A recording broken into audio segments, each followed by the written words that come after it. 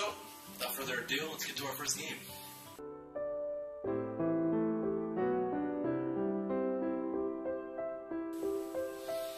Yep. Start with the game. It'll take me 80 hours to get through. Hooray! I've got a confession to make. I've never finished a Final Fantasy game. I'm actually a big fan of the series, starting late with Final Fantasy 9 on the PlayStation 1, playing most of the main series since. But even though I might have enjoyed most of those games, for one reason or another, I left them all unfinished. Final Fantasy 10 felt different though. When I started playing a borrowed copy from my brother's friend, I knew I had to finish it. I was instantly hooked, like Square was fishing with a thinking lure. But for Final Fantasy 10, a game that I spent upwards of 80 hours with, stopping at the final 2 boss battles, the game went unbeaten for something far more sinister. I believe I woke one day with the intention of finally finishing the game. But when I popped in my Final Fantasy 10 disc, I was met with a truly horrifying message. To this day, I legitimately don't know what caused the corruption. I never touched a memory card while the game loaded up save data, and my brother didn't do anything of the sort. It couldn't have been the fault of Sony, as they always provide the soundest hardware.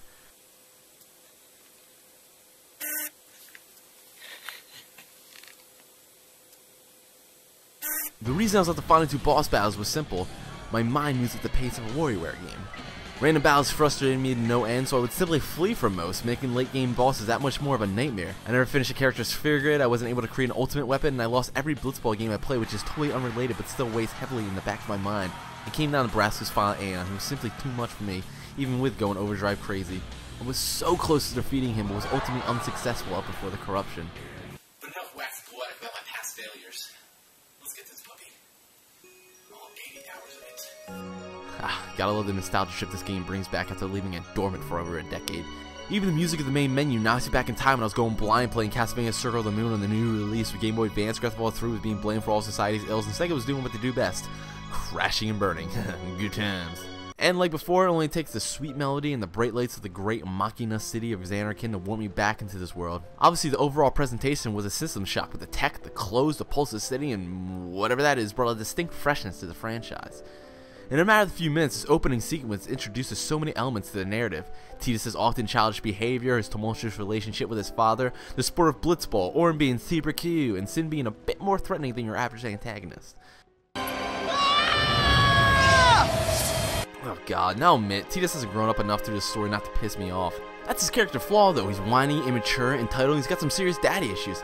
Lest we forget, you've also got his optimism and determination, which are sights for sore eyes when it comes to Final Fantasy protagonists who just want to be moody and not smile. And hell, compare the whining of Tidus to the amount you hear from gamers on Valve not developing Half-Life 3 fast enough, and you'll quickly realize he's really not that bad.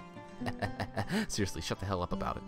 While the atmosphere of Xanarkand might be great, what really gets me is the coastal vibe and dark undertones of Spira. You're definitely not treated to a warm welcome.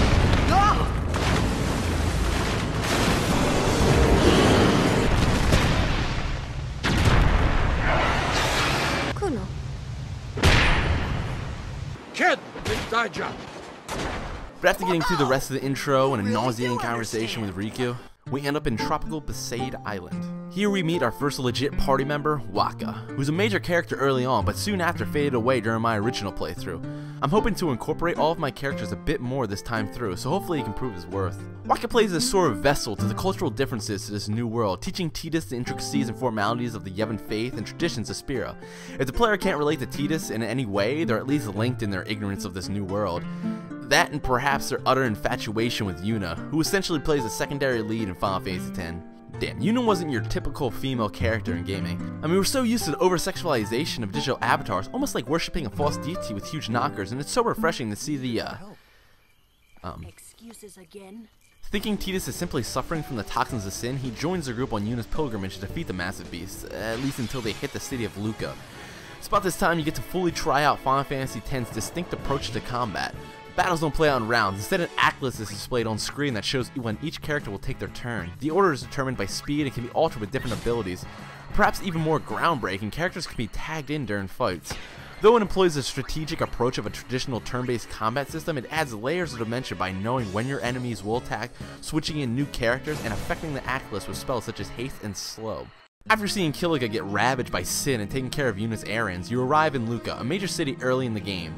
Some important stuff concerning the story goes down, like the introductions of Seymour and Maester Micah, and Yuna getting kidnapped by the Al-Bed and all, but really, I could care less, seeing as how I'm determined on avenging my loss to the Luca goers all those years ago.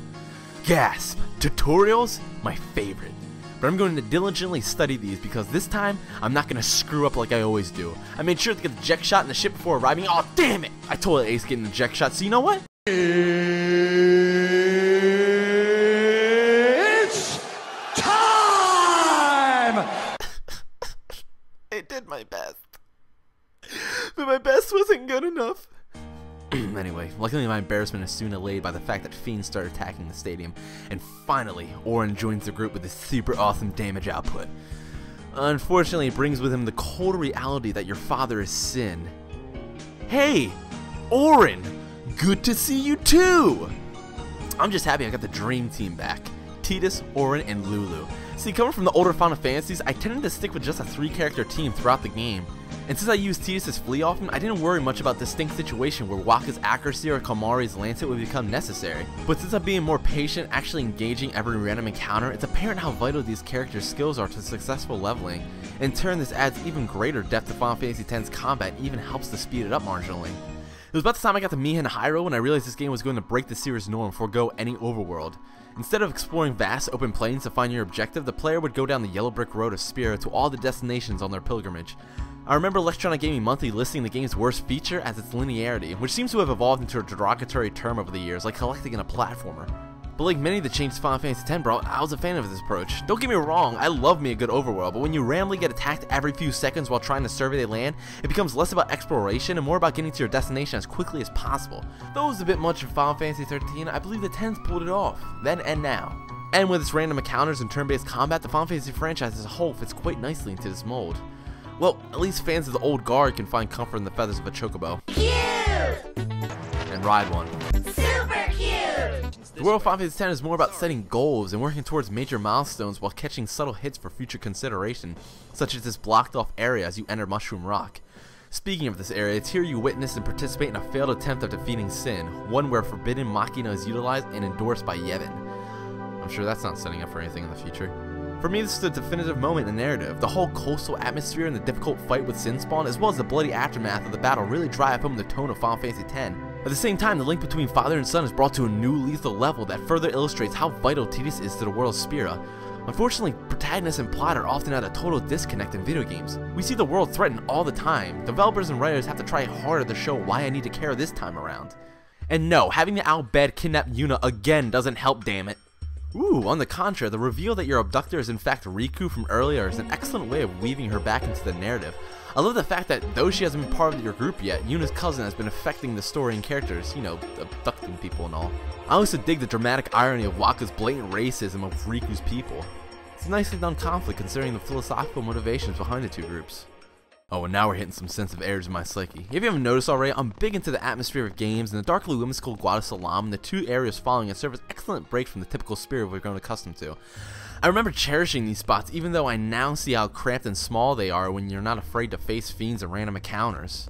I'll tell you someone I'm not afraid to go toe-to-toe with, the blue-haired bastard himself, Sir Seymour, especially after he blows up Tidus' spot and proposes, nay, begs Yuna to marry him for the sake of the people of Spira. Man, I'll get you killed where I come from.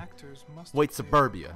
Luckily, that's exactly what you do when your party discovers a sphere revealing that, surprise, Seymour's evil and killed his own father and totally wants to rule Spira. Still, this first Seymour boss battle is perhaps the strongest in the entire game as it perfectly encapsulates what makes the combat in Final Fantasy X so rewarding. You can try to use your 3 highest level characters, but you'll leave with nary a scratch if you utilize Yuna's null spells to cancel out Seymour's ordered elemental attacks. Simple? Yes. Rewarding? Absolutely. Especially when consider this is Yuna's fight against Seymour.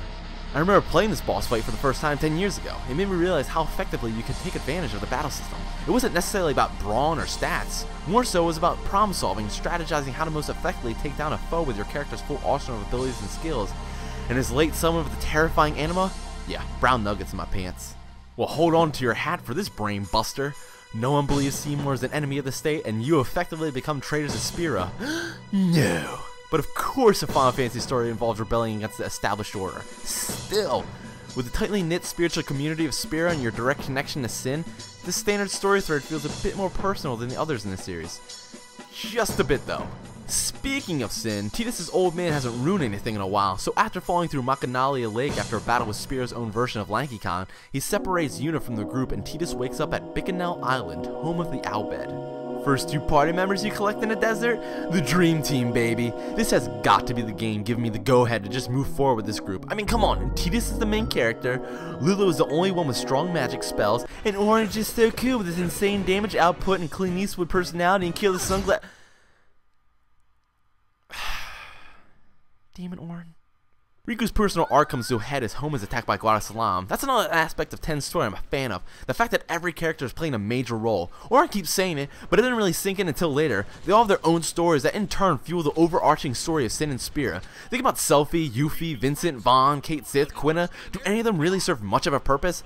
I'll leave off criticizing them too much because, like I mentioned before, I've yet to make my way through an entire Final Fantasy game, but I've been close enough to realize that some fat could definitely be trimmed. At a combat standpoint, Kimahri is your standard useless blue mage, but that's about it, folks. It's at this point that you learn the truth to Yuna's pilgrimage. She will die casting the final Aeon to defeat Sin. Yeah, I saw that coming as an 11-year-old. I mean, come on. They sacrifice themselves too well to bring happiness to Spira. What do you mean? Oh, So Yuna is set to marry a dead dude, but Tidus pulls an Owen Wilson and crashes the wedding. Now I'll admit the Yuna-Tidus interactions haven't been sublimely written or voice acted at this point, but you know you have at least something solid established when that pisses you off more than that.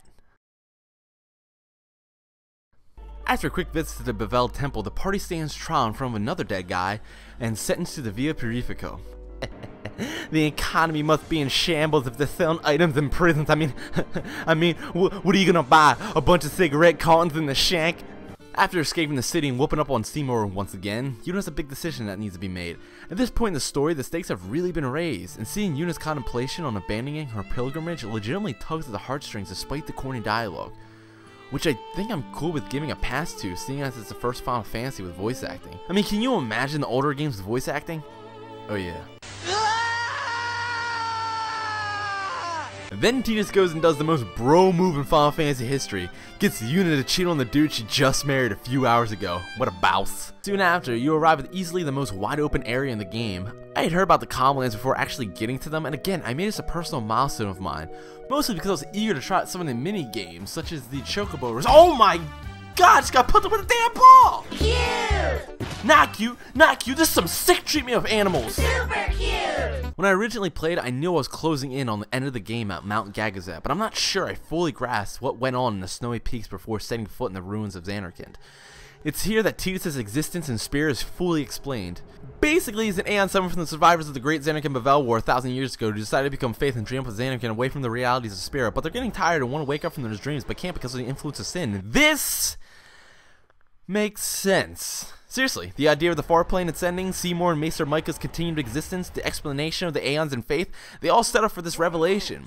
See, Square generally overcompensates how complex their stories need to be, usually resulting in a convoluted mess, but I feel as though they pace information so well that this works for me. Really, this is simple for their standards, and damn it, I love simplicity. I'm just hoping it ends up paying off during the conclusion. And here we are, home. Let's just ignore the fact that Tidus has been retelling the entire journey to people who were there with him and move on to the excellent Zanarkand section. The music, atmosphere, and Braska, Jecht, and Orin's faith walking about the temple grounds, it's all so well done. Huh, look at that. Orin was basically the Tidus of Braska's group 10 years ago. It's actually a really interesting aspect to the relationship between Orin and Tidus. They're like the Dr. Cox and JD of Spira. I mean, I met your father. I remember like it was yesterday. For about 2 seconds, I could tell how proud he was of you. Once learning the truth of the final Aeon and the cycle of sin, it's great to see all the characters make a huge turning point in denying the tradition and battling Yunalesca. God, I remember Yunalesca being a nightmare before, but I'm keeping up with her. She's definitely not destroying me. I'm keeping the zombie status effects to a minimum, which is good heading into the final form. Slut! No, totally should have seen that coming. And even better, I get to see through all the cutscenes again. No, this is my fault. I totally deserve this. Think about the boss you face before battling Yunalesca. Planning ahead is key, and knowing the amount of damage this bad boy can dish out is vital. If a character dies here, it's on the player, which is a perfect way to craft a video game challenge. Yunalesca just instantly kills you with no forewarning. Anyway, after Zanarkand, you finally get the airship, which is a huge achievement for me at the time. All the little seeds planted throughout are coming back. Lightning Dungeon, the Thunder Plains, the Butterfly minigame in Makinalia Woods, and finding all the cool new areas using game FAQs. I mean, discovering them in the game. The downside to all of this is that you're dropped off in specific locations, which will require you to backtrack through all the now desolate areas. Going back through Mushroom Rock felt uncomfortably empty and dead, as well as making the world of Spiro feel much smaller. I'll give the critics some recognition. This is definitely a negative result of not clearing an overworld. But in doing this, I achieved 2 goals I set for myself before playing, getting an ultimate weapon and finishing a sphere grid. Time to go beat Sin, but what's the Omega Ruins? Ooh, this is interesting. I don't ever remember this from my original playthrough. Ooh, I bet these guys will be challenging.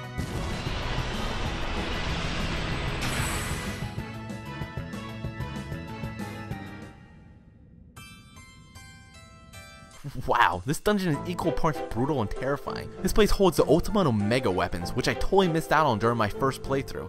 It's completely new content to me, and discovering it was all the more rewarding a decade later. Even better, the Fiend's house here embody everything that's great about Final Fantasy X's combat. In order to defeat them, you really need to make steady decisions and be precise with skills and abilities used. To take these bad boys on, you need to first haste your party, have Wakka silence Buster the enemy so he can't counter, have Auron armor break him to deal serious damage, and then go to town with quick hits. Seriously, 10 years later and still discovering secrets like this, albeit one I should have found initially. Slight problem though, because of the insane amount of XP you get from defeating Fiends here, by the time you get to Ultima and Omega weapon, you can cut them down within 2 rounds of normal attacks. It was obviously satisfying after my initial time in the treacherous lair, but then I thought of how debilitating this would be to the overall experience of facing Jecht again.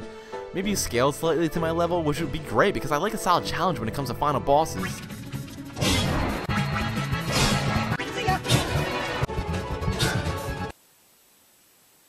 So, Tidus is way better than Auron now. Who saw that coming? And here we are, kids. I've arrived at where I ended my original playthrough over a decade ago, ready to take on the old man. This fight's been a long time coming, and I feel as though I'm finally ready to take on this great challenge. Dad? Yeah. I hate you.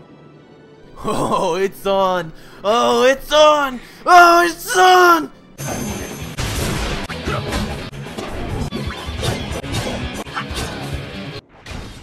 That was too easy. It's funny how it works out. I badly misplayed the game when I was younger, but I believe finally defeating Jecht would have been far more satisfying as an under-level character. I'm aware that my reward for finishing the Omega Dungeon was a higher level character, but that doesn't mean the final boss should be a pushover. This is the climax of the story, the highest point of action, confronting your father and you totally embarrass him. Think about it, Final Fantasy X is a game built on careful planning and observations made on the different types of fiends you have to face throughout your journey. Instead of leveling 3 or 4 characters as in the past, you need to be mindful of your entire party's skills and abilities and have the awareness of switching them in when their talents are needed. Though perhaps this could be listed as a shortcoming of most role-playing games, being able to beast through the 3rd act of the game with 2 or 3 characters as opposed to your entire team working strategically together is disheartening and totally uncharacteristic for this particular game. Square attained a challenging balance throughout the game, but totally lost it in that final act. So, if this is going to be downplaying the final section of the game, what's the defining part of Final Fantasy X? I hate you, Dad. Yeah, it turns out Tidus is the reason the conclusion is actually gratifying for me, as it should be. Sure, he can be a bit unbearable at times. I hate you! Gesundheit. But he grew immensely throughout the story, and in the end, the parallelisms with Auron, linked to sin and the faith, his altruistic final decision of all culminate in a completely round, mature character. See, that's good storytelling. How would someone go, "Oh, I guess I'll just save the world," isn't. It makes the end of his journey and acceptance as a dream that much more potent. And damn it, he's like a Japanese Marty McFly. I went into replaying Final Fantasy X with the intention of being more patient with my characters in order to make that final boss less impossible. But even though I succeeded, the overall impact of that challenge is far less potent. However, the initial shock of the Omega Ruins and seeing the conclusion and tease the story were totally worth the effort of going back and completing this game. And I can finally say I completed a Final Fantasy game, which is it's just pathetic it's taken this long, like 15 years. With that, thanks a lot for watching, guys. If you enjoyed this, please let me know by liking the video or leaving a comment below. And if you disliked it, just avoid the thumbs down, but rag on me all you want in the comment section. I don't really care. And please subscribe to the channel because we're providing a lot of original content, including unfinished business. So with that, thanks a lot for watching, and we'll see you next time. Should be a word of metal for getting through the entire thing without mentioning that stupid laugh.